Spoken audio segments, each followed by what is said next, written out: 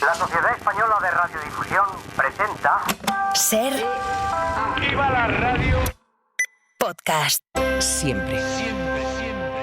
Estás escuchando El Abierto de Hoy por Hoy. Cada día analizamos las noticias más relevantes de la actualidad, las claves políticas, económicas y sociales, con las voces de los protagonistas y los distintos puntos de vista de nuestros tertulianos.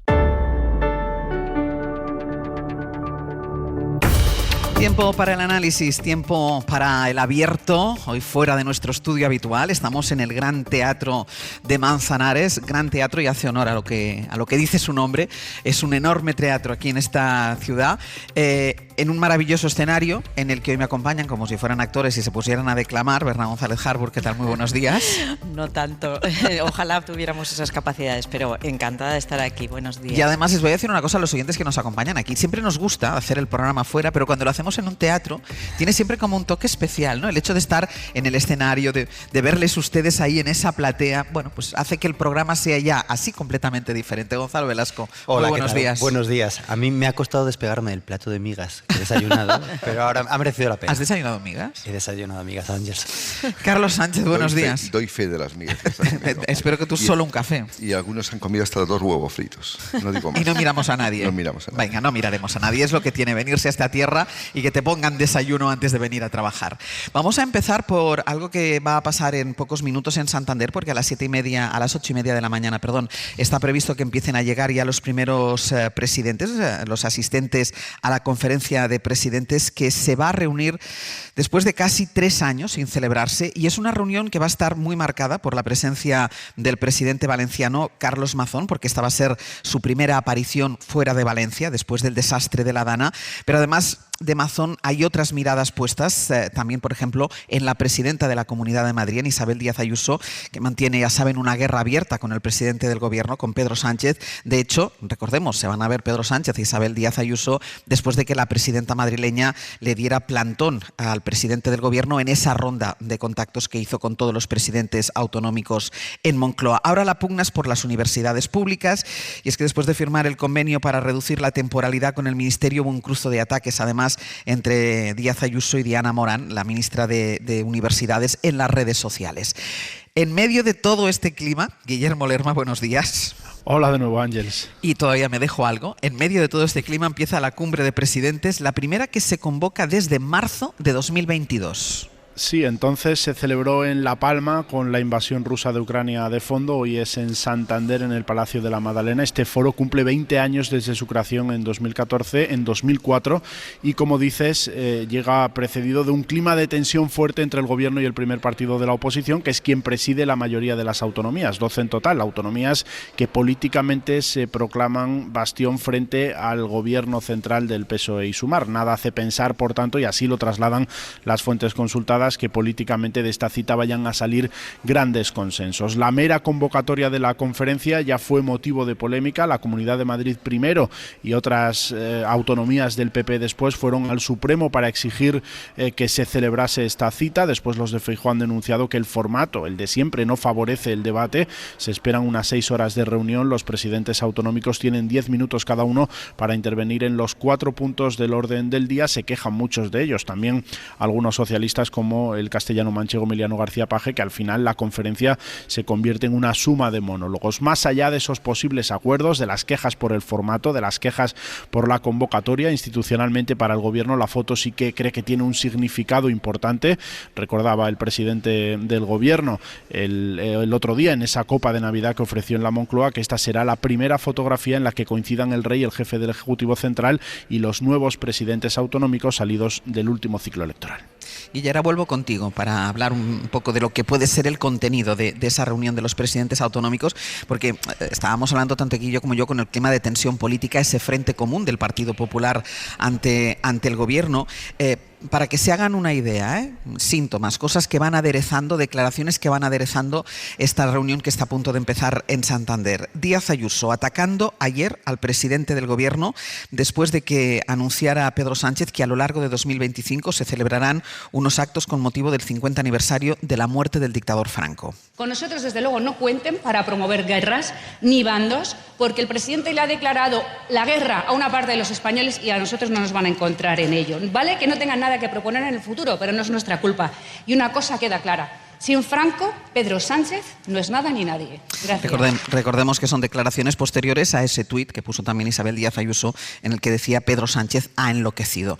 Bueno, pues otro síntoma de este ruido que hay en torno a esta reunión de los presidentes autonómicos. Ayer empezaron ya a llegar a Santander los líderes políticos, los diferentes presidentes. Bueno, la presidenta de Cantabria, María José Sáenz de Buruaga, cenó con otros 6 presidentes, pero todos ellos del Partido Popular, con Madrid, Valencia, Murcia, Aragón, Extremadura, La Rioja. Pero esta cena ha generado cierta polémica porque, en palabras de Óscar Puente, la cena que realmente debía celebrarse era otra. Y es que dice el ministro de Transportes que la presidenta cántabra había invitado a Pedro Sánchez a una cena antes de la conferencia de presidentes, y es una reunión que, dice Óscar Puente, se canceló en el último momento. Hoy había una cena, mañana hay una conferencia de presidentes. Y hoy la presidenta de Cantabria había convocado una cena con el presidente del Gobierno. Se ha parado. Lo ha parado el Partido Popular. ¿Dónde vas convocando una cena con el presidente del Gobierno? Radio Santander, Hanna, ¿qué tal? Hola de nuevo, Hanna Sánchez. Hola, muy buenas. ¿Qué dice el Gobierno de Cantabria sobre esa cena, no cena, de la presidenta de Cantabria y Sánchez? Bueno, pues dice el Gobierno de Cantabria que esa cena se barajó como una posibilidad la semana pasada y que se descartó por las complicaciones de agenda de varios presidentes autonómicos. Fuentes del Ejecutivo cántabro han explicado a la cadena SER que en ningún momento se ha producido ningún tipo de indicación desde Génova en este sentido y muestran su extrañeza por las palabras de Óscar Puente, ya que insisten que esa posible cena de la presidenta cántabra, de Sánchez y sus ministros y otros presidentes autonómicos estaba descartada una semana antes. Mientras, fuentes de Moncloa aseguran que no se llegó a cerrar esa cena, que hubo un sondeo a Moncloa, pero que no se llegó a concretar nada. Es más, no quieren entrar en polémicas, no le van a dar mucha mayor importancia. Lo que sí hubo ayer, como comentabas antes, Ángels, es que no hubo cena entre Sánchez y los presidentes, pero sí hubo cena del PP. La presidenta cántabra, María José Sáenz de Buruaga, reunió en una cena privada a otros 6 varones autonómicos del PP. Hanna, gracias. A ti. Claro, no puedo pensar que en un evento de estas características pasa en las cumbres europeas, que antes de que empiecen las reuniones formales de trabajo siempre hay una cena previa entre todos los asistentes, sean del color político. Bueno, podría ser que la presidenta de Cantabria quisiera hacer una cena con los asistentes hoy a esa reunión, pero hay esas 2 versiones diferentes, la que ofrece Óscar Puente y la que ofrece el Gobierno de Cantabria. En cualquier caso, con todo este ruido que hay en torno, con ese frente común que es evidente que va a hacer el Partido Popular, que además gobierna la mayoría de las comunidades autónomas, y después entraremos en el contenido que pueda haber en esta reunión. Carlos, ¿sirve para algo? Yo creo que sí, para muy poco. Yo soy muy escéptico sobre la necesidad de que este país tenga una conferencia de presidentes cuando no ha apurado lo que el mandato constitucional, que es una reforma del Senado para que sea realmente la Cámara Territorial. Creo que la conferencia de presidentes se ha reunido, como decía Guillermo anteriormente, en 26 ocasiones desde el año 2004 y 20 de esas 26 reuniones, 20 tienen que ver con el COVID. Por lo tanto, tenemos 6 reuniones... Que ahí sí que tenía sentido. Ahí tenía sentido. Es decir, porque digamos por la propia urgencia y la necesidad que tenía el país de resolver problemas muy acuciantes. Significa que no ha servido para nada prácticamente en 20 años la conferencia de presidentes y tiene un aspecto todavía colateral mucho más negativo. Es que ha sustituido de alguna manera a la Comisión General de Comunidades Autónomas del Senado, que ese es el auténtico órgano que tienen que discutirse los temas de las comunidades autónomas. La Comisión General del Senado es muy poco conocida, pero la forman 50 senadores que son los que tienen que tratar el contenido de los problemas autonómicos. No está funcionando. Es decir, hemos creado esto que dura 24 horas, hablamos de hoy que es viernes, pero probablemente el lunes ya nadie se acuerde de la conferencia de presidentes. Creo que está sustituyendo al Senado cuando la verdadera reforma que hay que hacer para poner en marcha el Estado autonómico, para cerrarlo, mejor dicho, el Estado autonómico, es una reforma del Senado y esto lo está sustituyendo. ¿Verdad? Yo no estoy tan de acuerdo, Carlos. O sea, técnicamente tienes razón, desde luego, pero yo creo que políticamente y simbólicamente es interesante ver la foto de los dirigentes de nuestro país país, regionales más nacional y sobre todo si está el rey juntos. La pandemia nos enseñó precisamente todo lo importante que es tener engrasadas las relaciones. La Dana nos lo ha enseñado también. Es decir, ha habido ahí, durante horas y horas, hemos estado hablando más de los problemas entre el gobierno autonómico y el gobierno central que de las víctimas de la Dana en Valencia, ¿no? Porque ahí fallaron las costuras, ¿no? Por razones políticas, no institucionales, no de mapa institucional. Entonces, bueno, yo creo que es una ocasión para ver una foto de nuestros líderes, de la gente que ha votado, los ciudadanos, diga lo que diga Ayuso, que cree que Sánchez está ahí gracias a Franco, en fin, insultando. Pero bueno, esta es otra cuestión. Continúo con el tema de la conferencia de los presidentes. Hay cosas positivas. Por ejemplo, vamos a ver a un presidente de Cataluña venir a Santander, mi tierra, por cierto. Eso es positivo.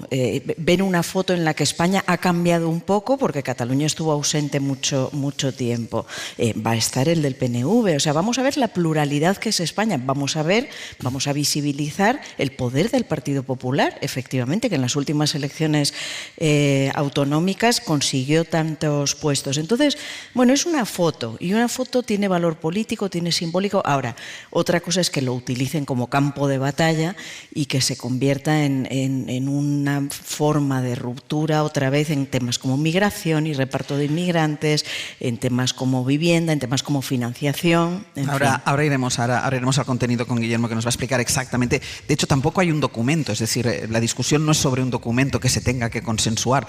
Lo que también hace, es verdad que lo que dices de la fotografía, pero también hace estéril esas 6 horas de reunión. No sé para qué van a servir. Sí, es una forma de institucionalidad muy difusa.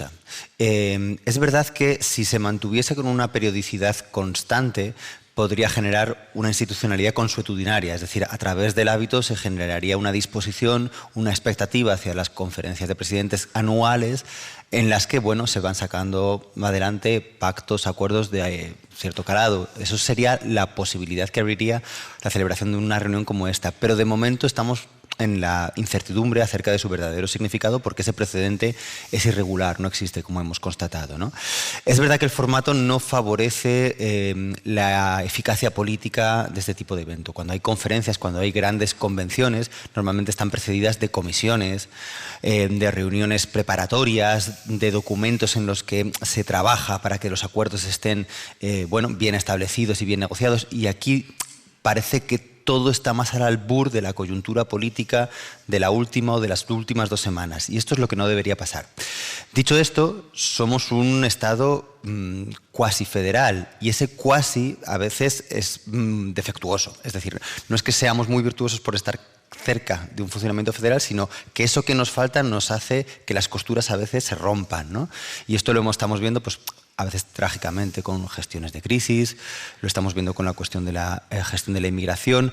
Hay decisiones que tienen que ser de alguna manera colegiadas entre las comunidades autónomas, en las que no hay esferas para tomar los acuerdos de una manera colaborativa, en las que las decisiones a veces tienen que venir de una manera vertical, y por lo tanto fomentar este tipo de eventos, este tipo de instituciones en las que de alguna manera empiecen a cuajar esa colaboración federal, creo que puede ser bueno a futuro. Luego está la cosa política, que yo entiendo que todos la están pensando también así. El PP desde luego está contento de exhibir su fortaleza.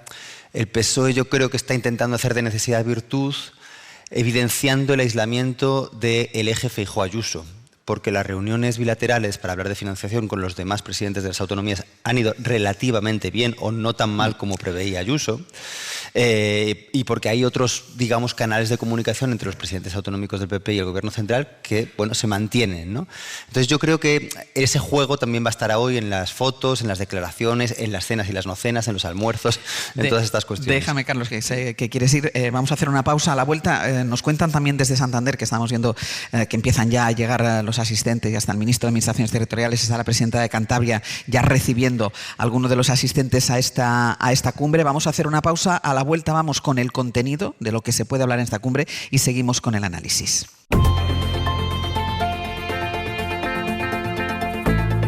El Abierto. Ser podcast.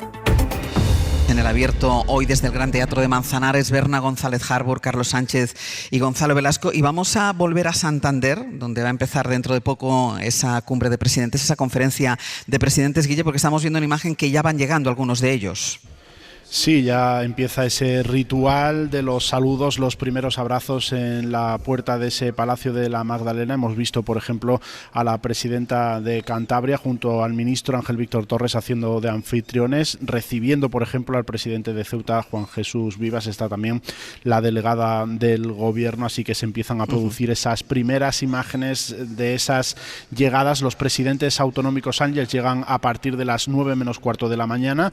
El presidente del gobierno lo hará sobre las 9:25 y ese ritual se cerrará con la llegada del rey Felipe VI. Habrá una foto, un saludo de las autoridades y una foto de familia, y después un breve encuentro del presidente del gobierno, el rey y todos los presidentes autonómicos. En ese momento ya será cuando Felipe VI abandone el Palacio de la Magdalena. Habrá una declaración institucional del presidente del gobierno y de la presidenta de Cantabria, y formalmente a las 11 de la mañana se iniciará esa reunión plenaria de la conferencia de presidentes. Así que ahora mismo empezamos a ver esas primeras fotografías, esas primeras imágenes de los saludos a las puertas de ese Palacio de la Magdalena, donde hemos visto llegar ya a las primeras autoridades. Guille, vamos con el contenido de lo que se pretende o de lo que se quisiera hablar en esta conferencia de presidentes, porque la crisis de la vivienda era uno de los asuntos en los que el gobierno quería centrar la cumbre, pero también se van a tratar temas como la migración, y es que hay comunidades como Euskadi o como Canarias que van a pedir un reparto extraordinario de menores no acompañados en el plazo de 3 meses para aliviar la presión migratoria en las comunidades que están más tensionadas, y también se pedirá que se modifique la ley de extranjería y más dinero para las comunidades que hagan un mayor esfuerzo, Guille.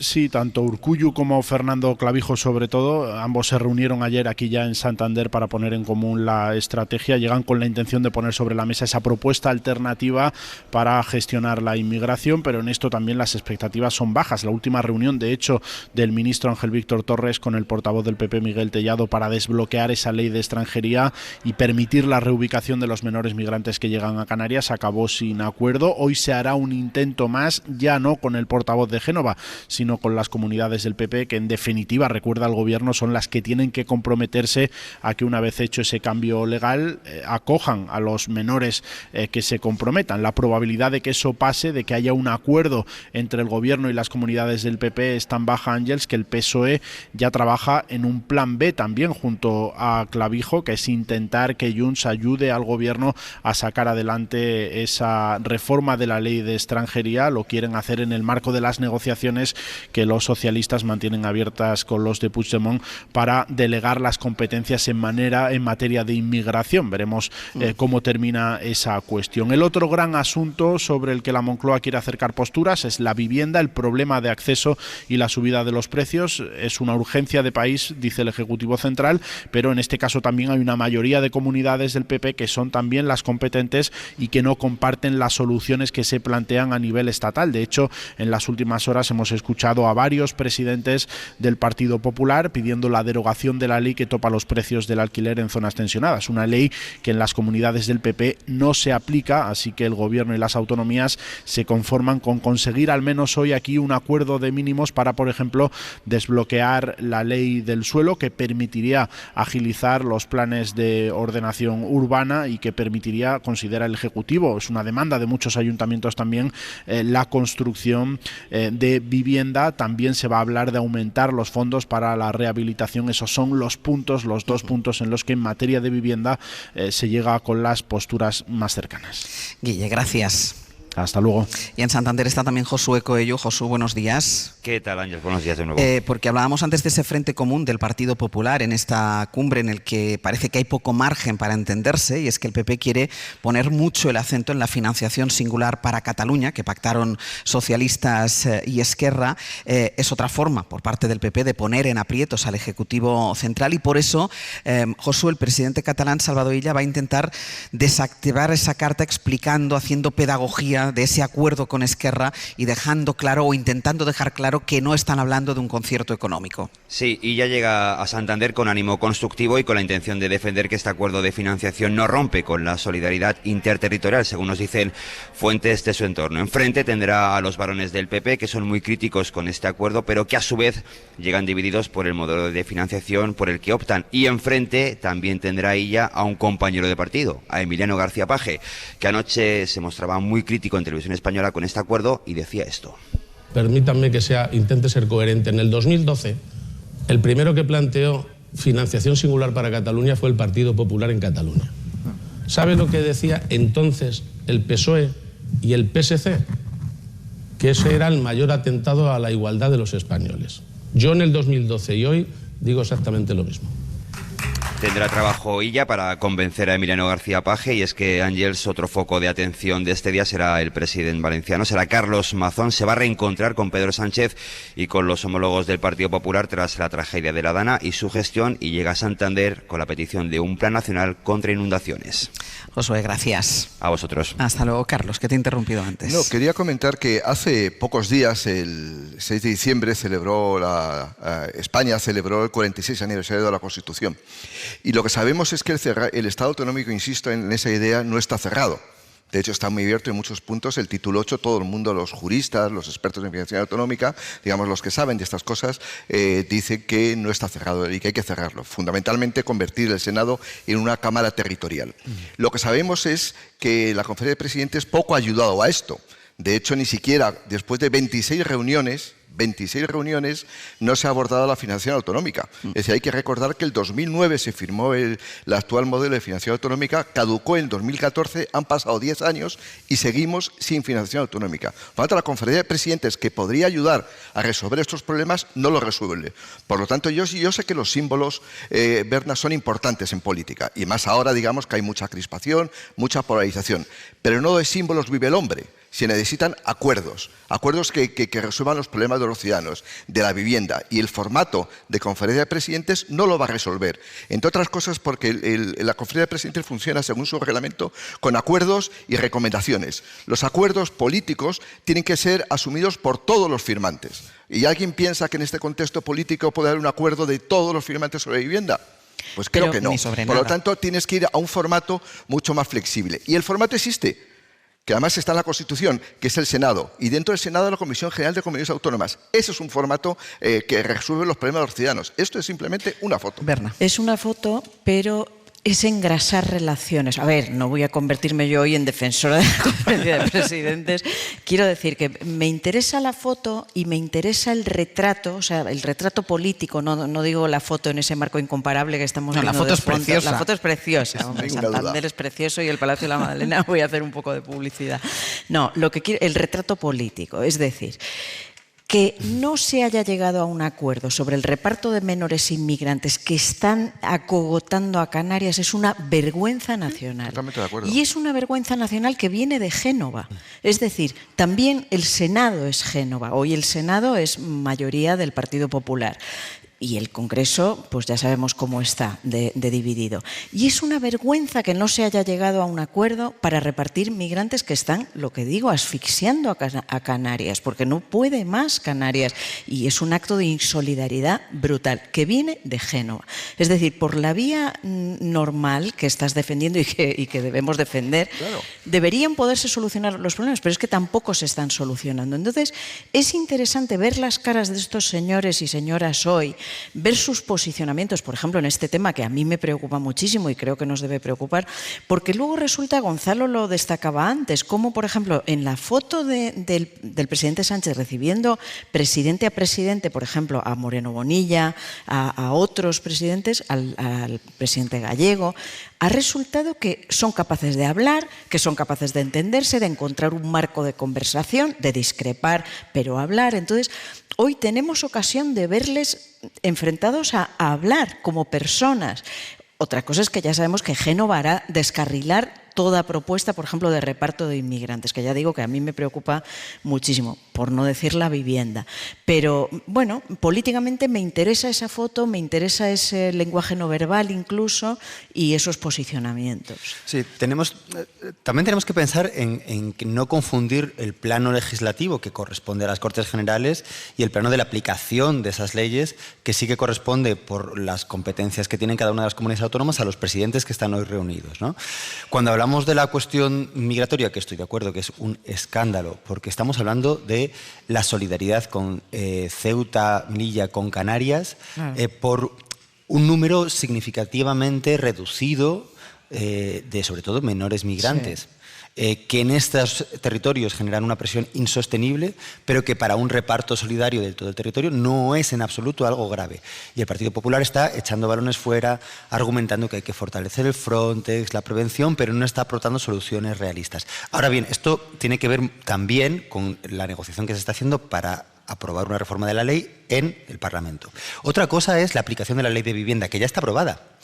Lo que pasa es que no se aplica porque las competencias para declarar suelo tensionado y para... Se aplican en algunas comunidades como Cataluña, claro, pero no se aplica en Madrid, por ejemplo. País Vasco. Claro, el País Vasco. Sí. Exacto. Entonces, eso sí es una materia fundamental para la reunión de hoy. Tenemos un marco legislativo, hay que ver... que ahora hay que tener y hay que negociar la voluntad política para aplicarlo. Es verdad que el marco de la vivienda en esta legislatura es muy, muy delicado. ¿Por qué? Porque es la preocupación principal a nivel social de los españoles, sobre todo de los jóvenes, pero no hay una configuración parlamentaria muy favorecedora para hacer reformas de gran calado. ¿Por qué? Porque la dependencia del PNV y de Junts en Madrid hace que la ley que se haya aplicado precisamente, en realidad, también para el interés del PSOE, hace que todo dependa de las comunidades autónomas. Es decir, ¿por qué para el interés del PSOE? Pues porque no podían aplicar nada que fuera realmente contundente porque Junts y PNV se lo iba a tumbar. Por lo tanto, ahora es, bueno, aplicamos esto a ver si las comunidades del PP lo quieren aplicar. Ahora es en este tipo de reuniones donde ese tipo de negociación y trabajo político se debería hacer.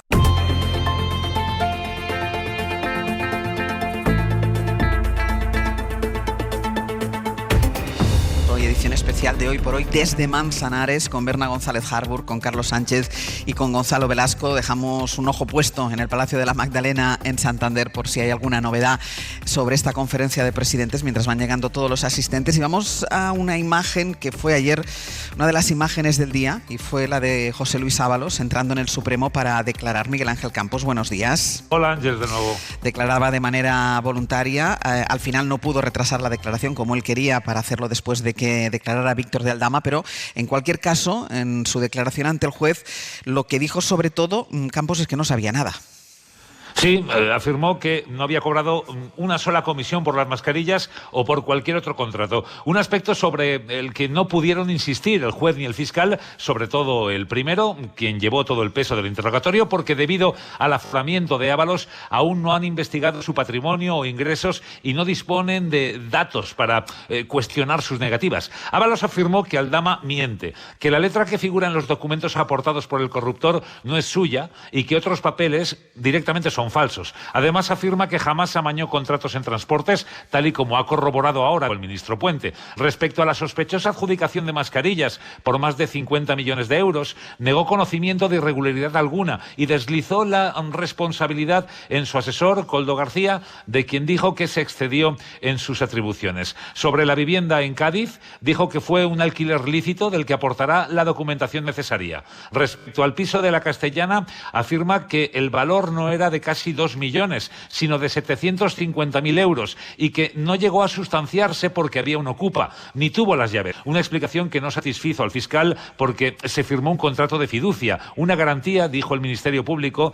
por conseguir un objetivo. Respecto al alquiler del piso para su novia, dijo que no sabía nada, que eso lo llevaba Koldo. ¿Usted cree que alguien como Aldama se inculparía en 2 delitos por acusarle?, le preguntó el fiscal. Está claro que Aldama ha intercambiado delación por libertad, le espetó Ábalos. Una libertad que ha logrado a cambio de 2 cosas: ser herramienta para atacar al gobierno y mentir sobre mí con cobros que jamás podrán demostrar, añadió el exministro. Ni el juez ni el fiscal, Ángels, hicieron una sola pregunta sobre Pedro Sánchez, Begoña Gómez o Delcy Rodríguez. Se centraron en el procedimiento.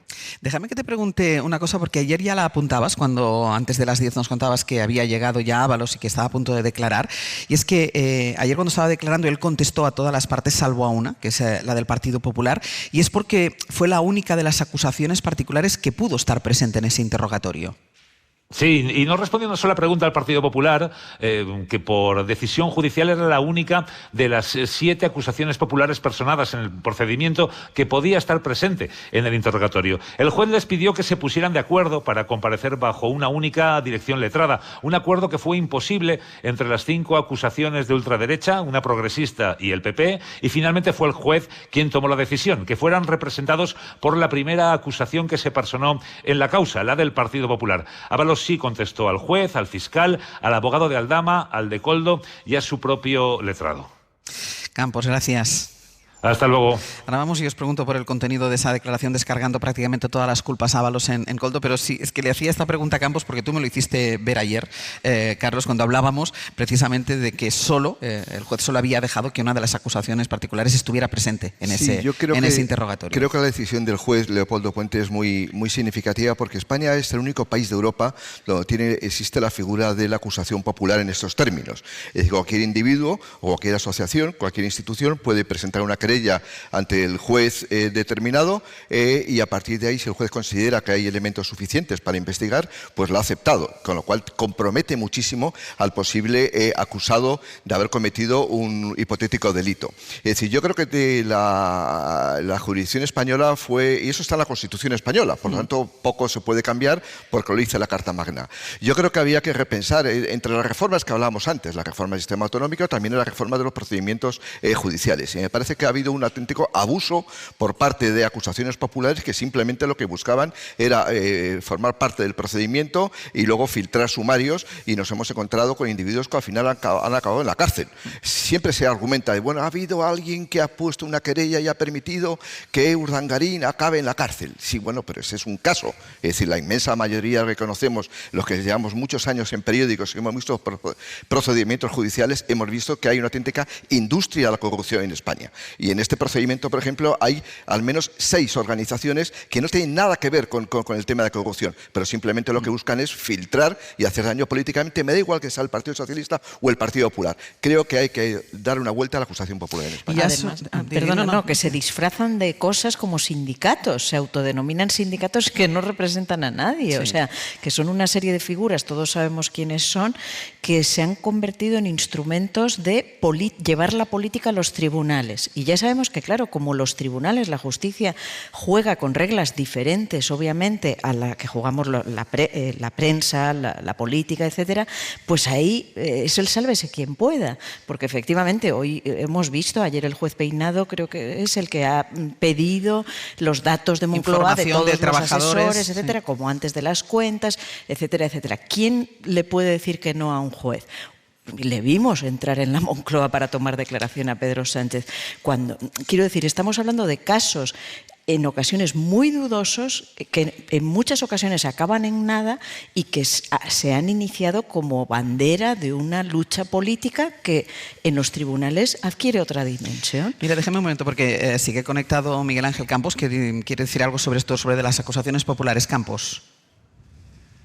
Un poco que el mismo Supremo que validó en marzo pasado al pseudosindicato Manos Limpias, condenado por extorsión, y que precisamente Manos Limpias, como acusación popular, inició poco después con noticias falsas la acusación contra Begoña Gómez, la pues esposa del presidente del gobierno, ahora intente acotar el mismo Tribunal Supremo la participación de las acusaciones populares en este procedimiento, ¿no?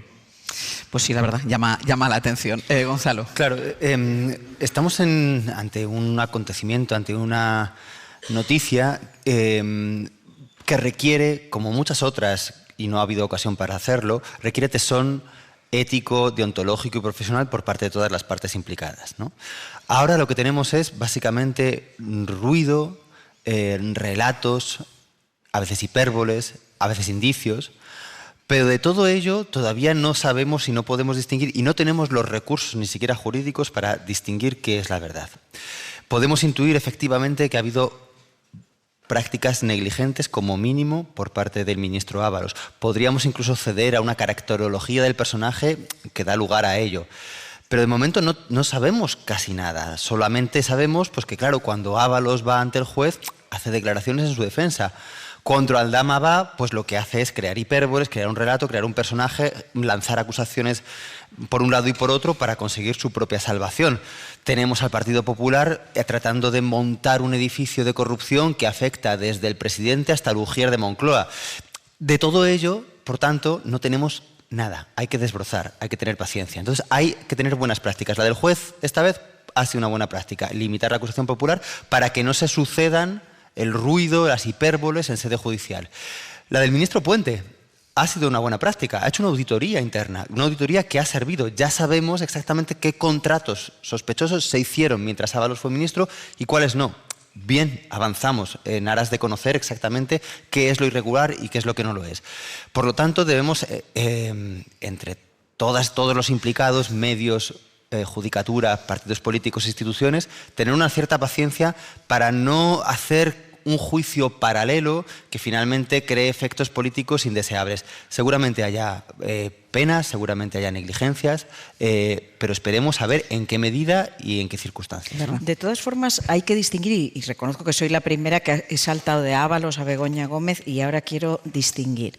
Porque, efectivamente, bueno, Ábalos, claro, va a hablar en su defensa, Aldama lo hará en la suya, Koldo en la suya. Lo ocurrido ayer es solo un capítulo de una serie que durará muchas temporadas y que tendremos el final muy lejos. Pero quiero recordar que hay indicios que la UCO y la Fiscalía ha considerado solventes de delitos muy graves que son tráfico de influencias, organización criminal, cohecho, malversación. Es decir, aquí hay un aparato de indicios ya muy documentado por parte de la Guardia Civil y de la Fiscalía.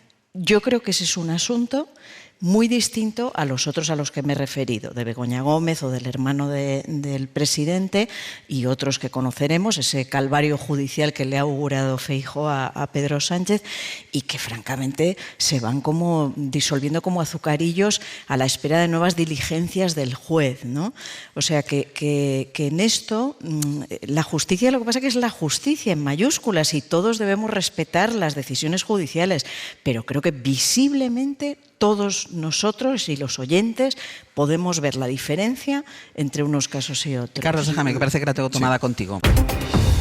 En el abierto Berna González Harbour, Carlos Sánchez y Gonzalo Velasco estábamos hablando de la declaración ayer del exministro José Luis Ábalos y hablando también del papel y de la presencia que tienen las acusaciones populares. ¿Querías decir algo tú, Carlos? Sí, no, quería comentar solamente un apunte de carácter histórico. Las acusaciones populares, cuando se hace la Constitución, es, no digo una imposición, pero es una insistencia por parte de la izquierda, porque en aquel momento necesitaba una acusación popular muy abierta, bueno, porque veníamos del franquismo, de la dictadura, había muchos jueces, había muchos fiscales, digamos, en la estructura del Poder Judicial, digamos que venían del mundo franquista. Entonces se le buscaba una acusación popular, bueno, para depurar responsabilidades de lo que había pasado durante la dictadura. Pero claro, eso ya ha acabado. Es decir, el tiempo ha pasado más de 46 años desde la Constitución y por lo tanto hay que reformarlo porque sobre todo porque tenemos ya figuras muy consolidadas. La Fiscalía General del Estado tiene muchos poderes. Tenemos una Fiscalía Anticorrupción, que es la que está permanentemente denunciando y haciendo informes extraordinarios sobre la corrupción en los últimos años en España. Por lo tanto, las acusaciones populares hay que delimitarlas con mucha exigencia porque si no llegamos a este nivel de toxicidad en la política, porque solo están ahí simplemente para filtrar, no están para buscar la verdad. Es decir, que yo creo que eso es importante que la gente lo sepa. Mira, vamos a seguir hablando de la justicia y hacía además esta distinción que decía Bernat, creo que todo el mundo lo tiene claro, pero la distinción entre el caso Ábalos y otros casos que salpican al presidente del gobierno, como puede ser el de su esposa Begoña Gómez o el de su hermano, porque ya saben que el otro día en la Copa de Navidad de Moncloa Sánchez deslizó esa idea de que el Partido Popular juega con las cartas marcadas porque, bueno, tiene información y hay connivencia entre ciertos jueces y el Partido Popular y juega de esta manera con información privilegiada sobre resoluciones judiciales incluso antes de que se hayan tomado o antes de que se hagan públicas. Ana Fernández Vila, buenos días. ¿Qué tal, Áñez? Buenos días. Estas son unas palabras que al Partido Popular le han sentado fatal. Dice que responden a la desesperación del gobierno y le acusan de utilizar al fiscal del Estado, o sea, de hacer al revés, de jugar él con las cartas marcadas por usar al fiscal general del Estado. Esto es lo que decía ayer el presidente del Partido Popular, Feijóo.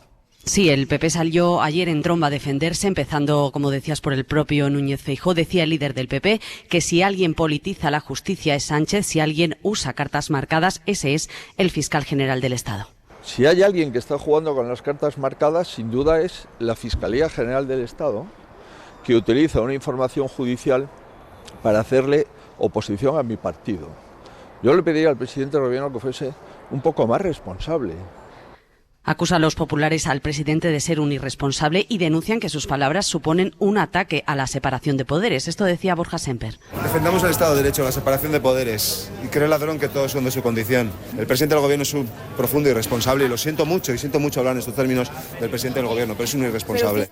Defienden que no hay que ser adivino ni poseer información privilegiada, como dijo Sánchez, para augurarle un calvario judicial. Solo basta con mirar a los tribunales, dijo ayer en Antena 3 Cuca Gamarra. Bueno, no hace falta ser Nostradamus para poderle advertir al señor Sánchez que tiene por delante un calvario judicial, conociendo, como conocemos todos, los señalamientos que ya están previstos.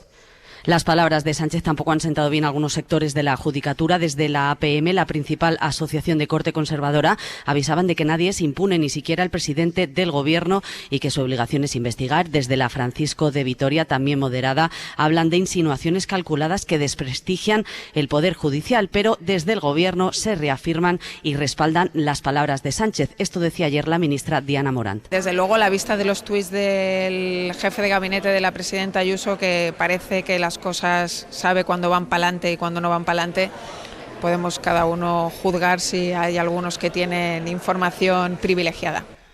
De hecho, fuentes del PSOE nos aseguran que ayer mismo vimos un ejemplo de esas cartas marcadas por lo que comentabais antes, ¿no? Esa decisión del juez de otorgar al PP la dirección de la acusación popular en el caso Koldo, que dejó al PSOE fuera de la declaración de Ábalos. Es significativo, nos decía un dirigente. Y sobre esa última petición del juez Peinado, en el caso de que afecta a Begoña Gómez, del que también hablabais antes, critican en Moncloa que es un requerimiento absurdo y desproporcionado. Ana, gracias. A vosotros. Recordábamos ayer, a raíz de esas palabras del presidente del Gobierno, Gonzalo, recordábamos ese hilo que en algunas ocasiones ha unido, se puede hablar del grosor de ese hilo, pero ese hilo que ha unido al Partido Popular con la justicia. Y estoy hablando de la Fiscalía te lo afina, de esto lo controlamos por la puerta de atrás, los pa'lante que recordaban ahora algunos ministros del Gobierno, ese fino hilo. Otra cosa es el grosor. Pero vamos, que a lo mejor las palabras del presidente del Gobierno, no sé si las tiene que decir en ese contexto y de esa manera, pero que pueden tener cierta base. Pues sí, intuimos que las tienen, porque además vemos que los candidatos a presidente de la Audiencia Nacional, pues de 8 creo que son 6 que han o militado o han sido altos cargos del Partido Popular. Tenemos las declaraciones en su momento de Cosidó, tenemos muchos indicios de los tratos con la gerencia y con determinados tribunales, además muy específicos, que están haciendo actuaciones además muchas veces indiscriminadas. Berna ahora lo mencionaba, ¿no? Parece que, por ejemplo, el caso del hermano del presidente, no hay una base probatoria suficiente que justifique esa iniciativa judicial, por no hablar de los ya citados, ¿no?, casos en los que contra la doctrina del Supremo se toman fake news, noticias falsas o noticias de periódicos, a veces encima dudosos en su calidad periodística, como base probatoria, ¿no? Todo esto parece indicar que efectivamente algún tipo de connivencia hay, ¿no? Lo que no sé es si ese tipo de declaración en el que se deja abierto el debate sin ningún tipo de propuesta, de medida, de presión política para encauzar la situación, es el papel que debe jugar el presidente. Quiero decir, sé que es difícil, por no decir hoy imposible, acometer una reforma de los mecanismos de vigilancia y disciplina interna del Poder Judicial. Hay una comisión disciplinaria, pero solo actúa cuando hay una demanda externa y nunca de oficio. Son aforados los jueces y, por lo tanto, solamente cuando hay un delito pueden ser acusados ante tribunales superiores. Es decir, hay pocos mecanismos para regular esa calidad. Podría ser algo materia de reflexión en el Consejo General del Poder Judicial. Si ya ha sido difícil renovarlo, imaginémonos lo difícil que sería implementar nuevas medidas de transparencia, de rendición de cuentas, etcétera, etcétera, ¿no? Pero, pese a ello, creo que si el presidente quiere solventar un problema, no se trata tanto de generar una presión mediática y un ruido sino quizás pensar la manera en que eso puede ser implementado de una manera institucional y regulatoria. Bueno, yo creo que es una obviedad decir que los partidos políticos tienen información privilegiada de los procedimientos judiciales. Entre otras cosas, por lo que hablamos anteriormente. En las acusaciones populares no solamente hay organizaciones o pseudoorganizaciones altamente sospechosas, sino están los propios partidos políticos. Ayer el juez Leopoldo Puente lo que hizo es unificar las acusaciones populares en el Partido Popular. Por lo tanto, el Partido Popular tiene acceso a todas las declaraciones, a todo el sumario y a cualquier tipo de movimiento que se produzca en la elaboración del sumario. Es decir, claro que tiene información privilegiada. Otra cosa es que la utilicen de manera torticera, que es lo que está ocurriendo habitualmente. Y yo creo que una de las reformas de lo que hablamos anteriormente de la acusación popular es eliminar la posibilidad de que los partidos políticos estén presentes en procedimientos que no les afecta a ellos directamente. Cuando les afecta a ellos directamente es lógico que estén, pero si no están, ¿qué hacen los partidos políticos? ¿Por qué están los partidos en un determinado procedimiento? Simplemente para tener información privilegiada y luego utilizarlo políticamente. Lo que ha hecho el presidente del gobierno es simplemente una obviedad. Pero, de nuevo, apelo a distinguir. Lo más grave de estos días que me ha parecido es lo de Miguel Ángel Rodríguez con el palante. Es decir, hemos visto al jefe de gabinete de la señora Ayuso convertido en portavoz preventivo de la justicia. Esto es gravísimo, ese palante. O sea, él nos anunció días antes que iban a imputar al fiscal general del Estado. Me parece de verdad muy grave. Es que me recuerda a esa película de Minority Report, ¿os acordáis? Con Tom Cruise, sí, con la unidad del precrimen. O sea, sí, detenían a la gente antes de cometer un delito, ¿no? Y porque ya adivinaban que lo iban a cometer. Este señor tenía información privilegiada que le interesaba, claro. Y hasta donde yo sepa no es acusación popular aquí, como en el caso de Ábalos, que el Partido Popular es acusado. Sí, sí. No lo sé, igual me estoy equivocando, pero quiero decir que tenemos eso, un señor jefe de gabinete que ha logrado convertir un caso de fraude fiscal de la pareja de Ayuso, lo ha logrado convertir en un caso contra la Fiscalía y ha logrado que imputen al fiscal general. Que, oye, igual ha habido maniobras cuestionables, no lo dudo, pero esto es de lo que estamos hablando y, por tanto, sí me parece, bueno, que la justicia... O sea, todos estos son casos que todos estamos seguros. El día que gane Feijóo, si gana y logra ser presidente, van a desaparecer como desaparecieron todas las acusaciones, ¿os acordáis? De fraude de voto. O sea, siempre antes de las elecciones surgen acusaciones de fraude de voto en Melilla, en no sé dónde y no sé qué más, y de repente llenamos los periódicos con acusaciones que se desvanecen en cuanto pasan las elecciones y ganan los que tienen que ganar, el Partido Popular. Digo, para que se frenen estas acusaciones en los tribunales. Es así. Y todo esto, no digo lo de Ábalos, digo lo de la esposa, lo del hermano, se va a desvanecer si un día ganan y Pedro Sánchez ya no es nada. Y además tiene un efecto, yo creo, muy negativo en términos políticos, que es lo que nos interesa, digamos, desde el punto de vista de análisis. Tanto ruido judicial que comentamos otro día que todo el sistema judicial se ha convertido en lo más parecido a carrusel deportivo. Estamos en minuto y resultado cada vez que alguien cuenta algo a un juez. Es decir, yo creo que eso nos distrae de los temas importantes. Los temas importantes la vivienda, la política de inmigraciones, esos problemas que todos los ciudadanos conocen. Y estamos permanentemente hablando de la justicia porque no hemos sido capaces de crear un sistema, digamos, europeo. Incluso el procedimiento sumarial no lo hacen los fiscales como en todos los países de Europa o en prácticamente todos los países de Europa. Que tiene un poder... un juez de instrucción con un poder extraordinario. Sí. Es decir, esa es una reforma en la que están de acuerdo el Partido Popular y el Partido Socialista. Fue el propio Gallardón el que planteó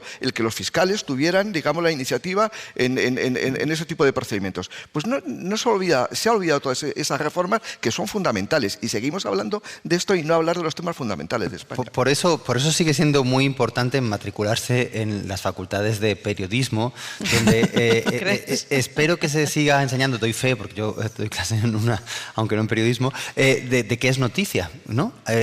Yo eso no lo aprendí en la facultad, eso ya te lo digo. Bueno, pues hay que hacer buenas prácticas, hacer posibles en la cadena SER, ¿no? Pero cuando uno... simplemente hay que hacer bien el trabajo. Claro, uno se da cuenta de que hay determinados acontecimientos de la actualidad que no llegan al estatuto de noticia o que para que sean noticia tienen que ser confirmadas, corroboradas o engrasarse o combinarse con otra serie de elementos que permiten que sean ya hechos comprobados, indicios, etc. Porque si no, ¿qué hacemos? Creamos ruido, creamos ambientes informativos que lo que hacen es justificar la elaboración de argumentarios en sedes de partidos políticos. Es que al final es eso. Hay una especie de ambiente de sospecha, de tenue, sensación de, bueno, aquí hay algo así como corrupción, pero desde luego nada incomparable con hechos de la corrupción como hemos vivido en el pasado en partidos políticos, y esto justifica una estrategia, una táctica política determinada en sede parlamentaria. Voy a irme a... si quieres decir algo, déjame que me vaya primero a Santander, porque ya hemos visto que había llegado ya el presidente del gobierno y ahora, Guillermo Lerma, vemos que ya ha llegado el rey Felipe VI. Sí, ya están todas las autoridades en este Palacio de la Magdalena, Ángel. Se están produciendo esos saludos protocolarios del presidente con el jefe del Estado, con el rey Felipe VI, y después con el resto de las autoridades, los presidentes de ambas cámaras, del Congreso y del Senado, que han recibido a Felipe VI. Deducimos por los gestos y por lo que podemos leer de los labios y de los comentarios de las autoridades, está habiendo muchos comentarios sobre el entorno, sobre esta península de la Magdalena donde se va a celebrar la conferencia de presidentes. Hemos visto a los dirigentes más madrugadores incluso tomar alguna foto de la salida del sol sobre el mar Cantábrico, así que esa estampa está siendo uno de los temas que se comentan en esos corrillos previos. Hemos visto al presidente del gobierno charlar de manera distendida con la presidenta del Congreso, al presidente de la Generalitat con el presidente de la Comunidad de Castilla-La Mancha, con Paje y Mazón han estado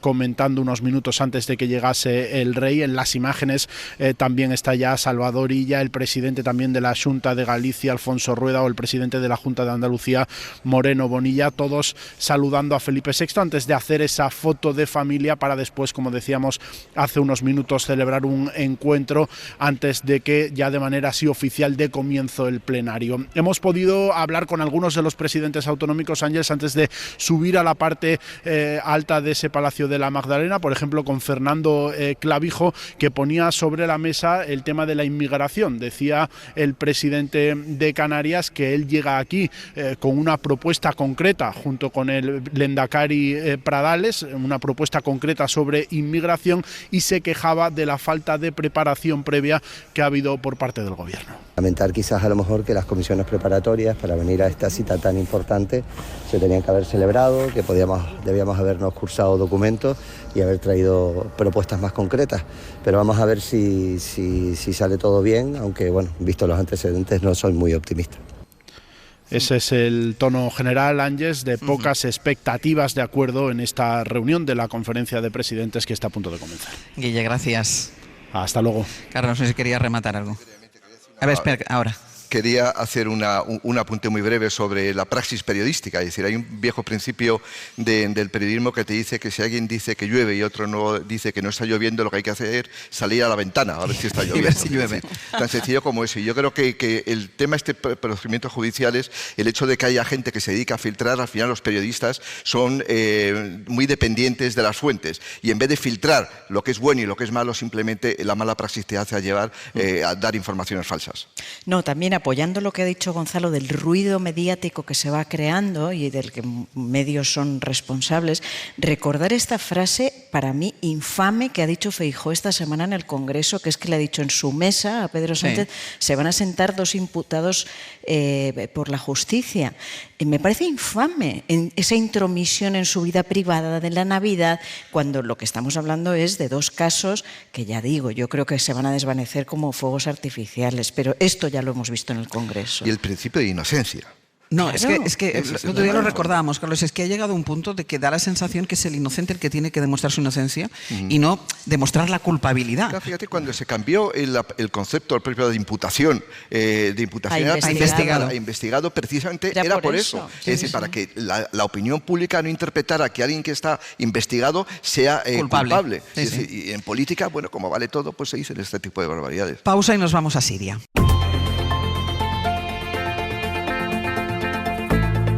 El Abierto. Ser podcast. Último tramo ya de este abierto con Berna González Harbour, con Carlos Sánchez y con Gonzalo Velasco. Les decía que nos íbamos a Siria porque esta madrugada Israel ha seguido atacando objetivos militares en ese país con la intención de desmantelar la capacidad ofensiva tras la caída del régimen de Bashar al-Assad. Está ignorando así Netanyahu la petición de contención por parte de Naciones Unidas, lo cual no es una novedad porque siempre ignora cualquier recomendación de Naciones Unidas, también de la administración Biden, que le había solicitado actuar con cautela y pactar su estrategia con los rebeldes islamistas. En Siria continúa el enviado especial de la SER, Nicolás Castellano. Nico, buenos días. Buenos días de nuevo, Ángel. Nico, continúan esos bombardeos israelíes que se han sentido también en la capital, en Damasco, a donde ayer, por cierto, llegó el primer mandatario internacional que visita las nuevas autoridades de Damasco, y no es otro que el jefe de la inteligencia de Turquía, que ha actuado como apoyo fundamental de los rebeldes desde 2011. Sí, una madrugada de nuevo de bombardeo, lo hemos sentido a las 5 y a las 6 de la madrugada hora local, ha sido en las montañas muy cercanas al centro de la capital. Israel continúa destrozando todas las instalaciones militares, presume de haber destrozado ya el 85% del ejército de Siria. Y como dice, simbólica esa primera visita del mandatario turco, pero Naciones Unidas sigue advirtiendo a Netanyahu que debe cesar con sus planes aquí en el territorio. Stefan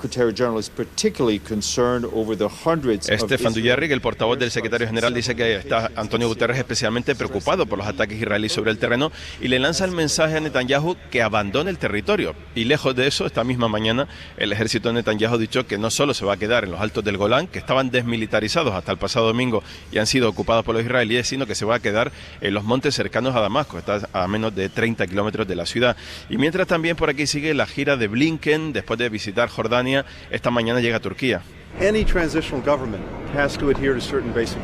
donde ha lanzado el mensaje en las últimas horas de que la transición siria no puede ser sectaria y que tiene que respetar las minorías. Son algunos de los mensajes políticos hoy en un día especialmente significativo, Ángel, porque es el primer día de oración. Claro, es el primer viernes después de la caída del régimen de Bashar al-Assad, de que hayan entrado en Damasco los rebeldes islamistas, pero recordemos, Nico, que Siria es un país con numerosas minorías, cristianos, drusos, kurdos. ¿Hay preocupación entre esos grupos por el papel que podrían jugar los islamistas en esta nueva etapa que se abre ahora en el país? Sí, como tú dices, viernes, primer día de oración después de la caída de Bashar al-Assad. Las miradas y también sobre todo los oídos van a estar en las mezquitas para ver qué mensajes van a ofrecer los imanes en este nuevo contexto en el que en estos grupos de orientación yihadista, islamista, estos 12 grupos que conforman la HTS podrían manifestar sus intenciones. Es significativo que uno de los responsables de las relaciones religiosas de la HTS, que se ha reunido en las últimas horas con responsables cristianos y con otras sectas dentro del país, ha asegurado que van a respetar, digamos, la diversidad étnica, pero que su intención es imponer la Sharia. Por ahí, el miedo que desprende pues muchos de los habitantes, por ejemplo, de Batuma, del barrio cristiano de Damasco. Un vendedor de alcohol había quitado todas las botellas del escaparate, que es bastante normal en el centro de Damasco que se consuma alcohol, que se venda alcohol en el barrio cristiano, pero él dice que tiene miedo y que de momento ha reabierto hace unas horas porque con la presencia de periodistas internacionales cree que los yihadistas no le van a hacer nada. Otro librero también con libros católicos sonríe, no quiere hablar, pero dice que espera que todo vaya bien por el bien de todos, incluidos los cristianos. Y también hemos hablado con una pareja de médicos cristianos que realmente sí que estaban temerosos con lo que pueda pasar y que prácticamente no salen de sus casas. We are not with them. We are not with them. They are making a show now. Minorities, all minorities are not with Dicen, them. no estamos con ellos, las minorías tenemos miedo a lo que pueda pasar porque de hecho dice que los mensajes que escuchan son bastante radicales. Veremos qué pasa hoy, estaremos atentos también a dónde va a rezar al-Julani, si va a la mezquita Omeya, otra de sus favoritas, y también a las primeras manifestaciones de esos imanes para ver en qué sentido se desarrolla. Hay mucho interés también por ese papel de Turquía, no es nada casual que haya venido el jefe de la inteligencia, que se considera que ha sido fundamental para el apoyo del HTS y para derrocar a Bashar al-Assad. Nico, ¿dónde estás tú ahora mismo? Porque has salido, ¿no?, de Damasco. Sí, estoy en Seinab, Ángeles. Esto está a unos 12 kilómetros. Este era el bastión de los iraníes, de los chiitas, y era un sitio fundamental para el régimen donde apoyaban, y aquí está, digamos, la población perdedora. Estamos en una mezquita, en un centro de peregrinación mítico para los chiíes, donde se han refugiado muchas familias que tenían temor a que estos nuevos grupos les persiguieran y están viviendo aquí, en los lugares de oración. Nico, muchísimas gracias. Hasta luego, un beso. Berna, hay tantos interrogantes después de la caída de Bashar al-Assad. Hay una confirmación, que es el fin de un dictador sanguinario. Estos días nuestros compañeros, tanto Nico como Miguel Flores, nos han estado explicando las terribles consecuencias para todos aquellos que han conseguido sobrevivir, porque son miles los que han muerto en las cárceles del régimen de al-Assad. Esta es la única certeza, que ha caído el régimen de un dictador sanguinario. Pero se abren tantos interrogantes con lo que pueda pasar después. Y lo peor es que los peores interrogantes se están abriendo desde fuera de Siria. Y me explico. El nuevo régimen o los rebeldes que han llegado al poder, ya veremos cómo se van configurando, se han esforzado por trasladar el mensaje de que van a respetar las minorías y que quieren una transición ejemplar, modélica. Están invitando a los refugiados sirios a regresar, a reconstruir el país. Es decir, estos no son talibanes. O sea, vale, estuvieron ligados a Al-Qaeda. Tenemos que estar muy atentos y, desde luego, prestos a defender los derechos de las mujeres, etcétera. Pero, de momento, sus señales no son como las de los talibanes, sino respeto, reconstrucción, etcétera. Son positivas esas señales y tenemos que acompañarles en la celebración de la caída de ese régimen sanguinario y en esa reconstrucción. Y, sin embargo, ¿qué vemos desde alrededor? Israel aprovechando el momento para exhibir otro capítulo de su crueldad y minar las capacidades de ese Estado nuevo que puede ser la nueva Siria de antemano. ¿Qué decir de esto? Después de machacar Gaza, Líbano, ahora van a por Siria. Es tremendo y parece que nuestra capacidad de reacción ya se ha agotado y que ya ni nos asombramos. Y luego Europa, países europeos ya cortando las concesiones de asilo de antemano. Porque ya hay otro régimen. Por favor, yo quiero esperar algo más de nosotros, ¿no? De la supuesta Europa que es modélica y ejemplar. Tenemos que observar, apoyar, etcétera, etcétera. Sí, es verdad, pero hay que ser muy realistas con cómo funcionan este tipo de países y territorios. Antes, en el desayuno, mientras Carlos comía un saludable melón y yo unas contundentes migas, Él es joven. Comentábamos que no sabemos exactamente todo lo que está pasando allí y lo sabremos seguramente en el futuro. Claro, estos países están intervenidos de antemano. ¿Por qué? Están intervenidos por una confluencia de fuerzas en colisión geopolíticas, de alianzas, que hace muy difícil entender que sus movimientos sean autónomos, ¿no? Ahora mismo en las mesas de negociación están sentados el gobierno actual, las fuerzas de la oposición, rebeldes y las fuerzas vecinas.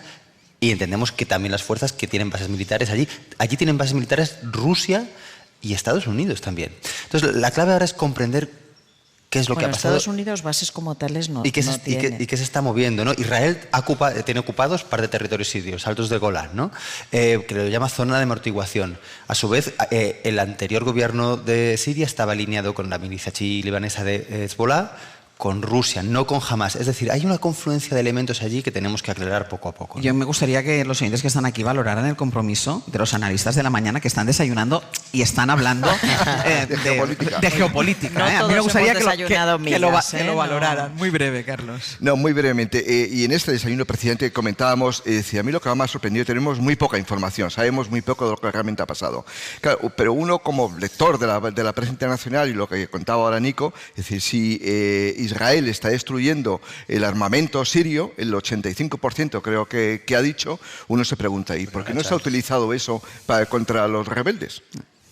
¿Por qué no se ha utilizado ese armamento si lo tenían? La pregunta yo creo que merece la pena. Os pedía brevedad porque nos queda una última conexión. Estábamos pendientes. Bueno, ayer pensábamos que era el día en el que Emmanuel Macron tenía que anunciar quién iba a ser el nuevo primer ministro de Francia, pero de momento, corresponsal Vicens Batalla, buenos días. Hola, buenos días, Ángels. De momento lo que sabemos es que Macron corrigió su propio plazo porque fue él el que puso un plazo. Dice que no ha tenido tiempo suficiente para encontrar un nombre de consenso entre los partidos. Solo se ha dado un día más, pero ya hay algunos nombres sobre la mesa para intentar salir de la crisis que se llevó por delante al primer ministro más breve de esta república. Bueno, ahora todo indica que el primer ministro va a ser François Bayrou, porque lleva casi 1 hora y media reunido con Macron en el Elíseo, ha llegado a las 8:30. Eso es una pista. Sí, es la tercera vez que se ven desde hace una semana a solas. incluso pues ha indicado a Michel Barnier, el ministro en funciones, y a todo su gobierno que vayan a la sede del primer ministro porque el traspaso se tiene que producir de aquí al mediodía. Claro, si tenemos a François Bayrou, que es la tercera vez que va a hablar a solas con Macron desde hace una hora y media en el Elíseo, si no pasa nada, el veterano centrista, padrino de alguna manera también de Macron, François Bayrou, que tiene 73 años, la misma edad que Barnier, sería el nuevo primer ministro francés. Y esto sí que tiene que ser hoy mismo, porque Macron, si no, va a incumplir de nuevo su palabra. Había dado 48 horas, se ha convertido ya en más o menos 72 horas, y todo parece indicar que va a ser François Bayrou, que ayer se había caído de la lista en esa especie de sube y baja de los últimos días, y volvía a aparecer, por ejemplo, otro nombre, un macronista de izquierdas, Roland Lescure, que había sido ministro de Industria. Jean-Yves Le Drian, ministro de Defensa con François Hollande, socialista, y ministro de Asuntos Exteriores los últimos años también con Macron, ha comentado que le han ofrecido el cargo y que a su edad de 77 años le ha parecido que no era serio, que no era el momento. Pues y ahora François Bayrou, que lleva mucho tiempo en ser primer ministro, quizás lo va a ser hoy mismo. Pues quedamos a la espera de esa confirmación, de a ver qué sale de esa reunión, pero que sea una reunión tan larga, de alguna pista de que pueda ser François Bayrou el próximo primer ministro de Francia. Estamos en contacto, Batalla, por si hay novedad. Pues hasta luego, Ángels.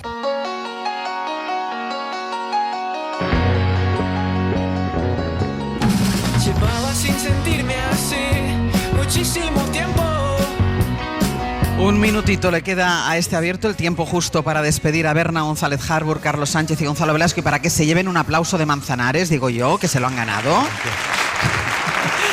Y para contarles que nos quedan todavía 2 horitas de radio, vamos a hablar de vino, vamos a hablar de moda, vamos a hablar de libros, tenemos concursazo para pedirles que sigan aquí con nosotros, los que están aquí y los que siguen al otro lado del transistor, que nos sigan escuchando, y los que están aquí, decirles una cosa: durante las publicidades se puede hablar, entre ustedes pueden hablar. Muchísimas gracias a los tres y hasta la semana que viene, chicos. Hasta la semana que viene, adiós, un placer. Para no perderte ningún episodio, síguenos en la aplicación o la web de la SER, Podium Podcast o tu plataforma de audio favorita.